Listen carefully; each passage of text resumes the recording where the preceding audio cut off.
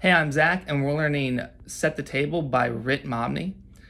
This song is in the key of C, and I'm going to teach you the intro guitar part to it. I tabbed out this song, and the tabs are in the description of this video, so you can go and click that link and download the tabs and follow along with me.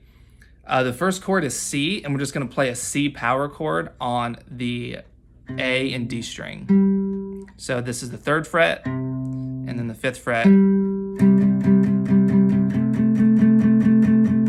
And then we're going to make this big reach up here and play the 7th fret with our pinky. So you might want to play the 5th fret here with your middle finger so you can make that stretch.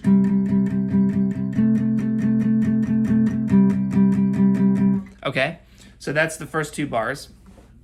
And then the 3rd and 4th bar is the same thing, but then it goes to a C7 chord. So that's the 3rd fret, 2nd fret, and 3rd fret. So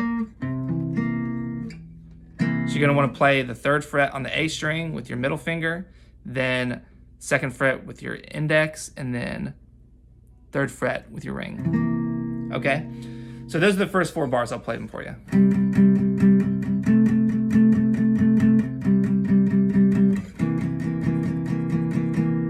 Okay, and then it goes to an F chord, and you're just going to play the 3rd fret and the 2nd fret on the G string.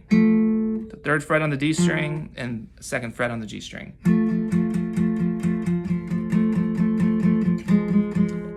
And then you're going to slide that 2nd fret down to the 1st fret.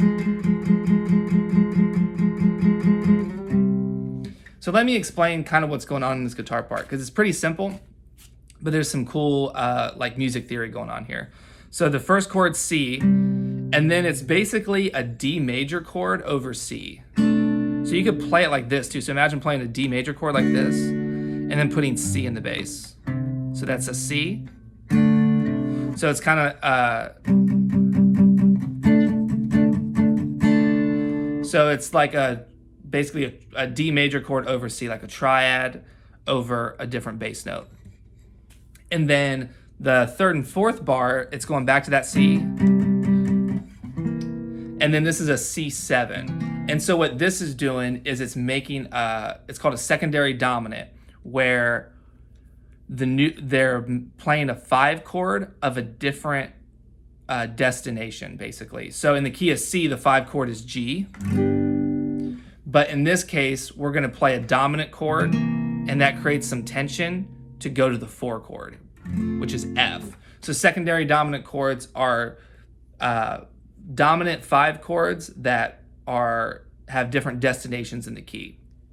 So every chord in the key of C has a secondary dominant that you can play. So in the key of C, there's C major, then there's D minor. So the secondary dominant of that would be a 5th away, so that'd be A. And every chord in the key could do that. So we're doing that for the F chord. So that's the 4 chord. So we're going C and then C7. And you hear how that resolves. So that's C, that's home bass, and then we add some tension and then play the F chord. And it resolves to the 4 chord. So it's kind of like a momentary resolution to a new chord, like a little key inside of a key. So now we're in F, now we're playing the F chord, and from the F major chord, then we're going to make it minor. So this is super common in a lot of singer-songwriter, like folky music, to play the 4 chord and then play the 4 minor.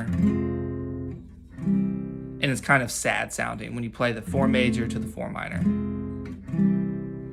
And again, here's the guitar part, and by the way, the tabs are in the description of this video, so follow along with me, download those tabs, and they're free, and you can just use those and review them and come back to it.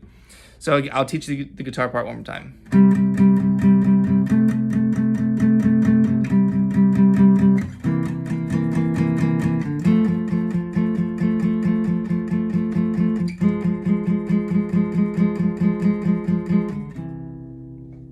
Cool. Thanks for watching, and I hope that was helpful.